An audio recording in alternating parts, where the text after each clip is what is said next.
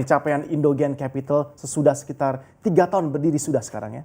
Terima kasih Erwin, senang bisa hadir di sini pagi ini. Jadi kalau dari kita Indogen Capital, sebenarnya saya koreksi sedikit, kita baru berdiri 2,5 tahun ya. 2,5 tahun, hampir 3 tahun ya? Akhir 2016 kita baru mulai. Kemudian kita operasional penuh sebenarnya baru dari 2017. Dalam 2,5 tahun ini kita sudah melakukan investasi di 16 perusahaan seluruh Asia Pasifik. Jadi bukan hanya di Indonesia, tapi juga sampai ke Hong Kong, Taiwan, juga Thailand, juga Malaysia dan juga Singapura. Jadi yang membedakan kita adalah kita ini mencari perusahaan yang tertarik untuk ekspansi di Indonesia market.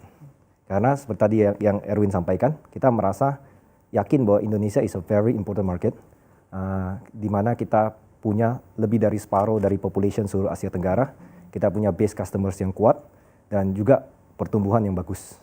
Jadi kita memberikan kesempatan kepada startup asing, apabila mereka misalnya mau ekspansi ke Indonesia, maka Indogen Capital bisa membantu.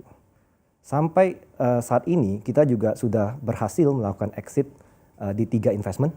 Jadi 3 exit investment itu sudah kita lakukan lewat IPO, merger and acquisitions, dan juga penjualan shares ke pihak lain. Dan rencana kita tahun ini, kuartal 4, kita juga akan melakukan exit lewat IPO kembali di Singapura. Baik, ini menarik kalau kita berbicara menarik minat investasi ke Indonesia melalui perusahaan-perusahaan rintisan.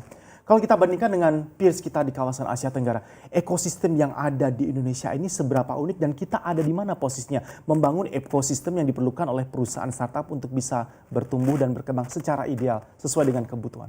Sebenarnya kalau secara ekosistem Indonesia di Asia Tenggara itu harusnya jadi leader. Seharusnya ya, ada kata-kata seharusnya. By far, ya. Cuman perlu kerjasama yang baik dari pemerintah, kemudian juga dari venture capital, sesama rekan di Indonesia untuk terus membangun ekosistemnya. Kemudian juga dari startup founder juga harus menciptakan startup yang berkualitas, yang benar-benar kalau kita bilang itu memberikan jawaban atas masalah yang ada di environment sekarang. Jadi kalau misalnya hanya bikin startup dengan mungkin tanpa ada permasalahan, itu menurut saya ya buang-buang waktu saja. Jadi ini perlu kerjasama yang baik lah dari semua pihak. Dan sebenarnya Indonesia dengan 250 dari 500 juta population seluruh Asia Tenggara harusnya menjadi leader ya. Dan untuk investor asing sendiri sebenarnya minatnya itu tinggi sekali untuk masuk ke Indonesia. Dan ini kita rasakan karena saya juga banyak aktif di trade organization.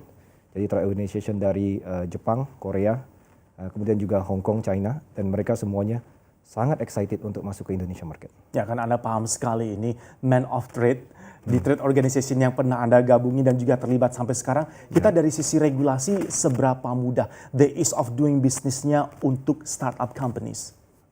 Sebenarnya kalau dari sisi regulasi cukup oke lah ya, saya bilang. Cuman informasinya yang perlu dibantu. Jadi seperti kalau kita melihat dari fintech regulations, pada waktu itu saya ada bantu satu portfolio company dari Philippines masuk ke Indonesia yang kebetulan juga sudah portfolio dari SoftBank Investment. Mereka itu mencoba mencari tahu bagaimana untuk meng-apply ya, atau mendaftarkan diri supaya bisa mendapatkan fintech license. Tapi informasinya itu kurang sekali dan kemudian juga kebanyakan dalam bahasa Indonesia. Jadi makanya kenapa kita memposisikan diri kita sebagai best partners to Indonesia market. Supaya kita bisa membantu kalau kita bilang visi-visi dari asing supaya mereka mau menginvestasikan dananya ke Indonesia.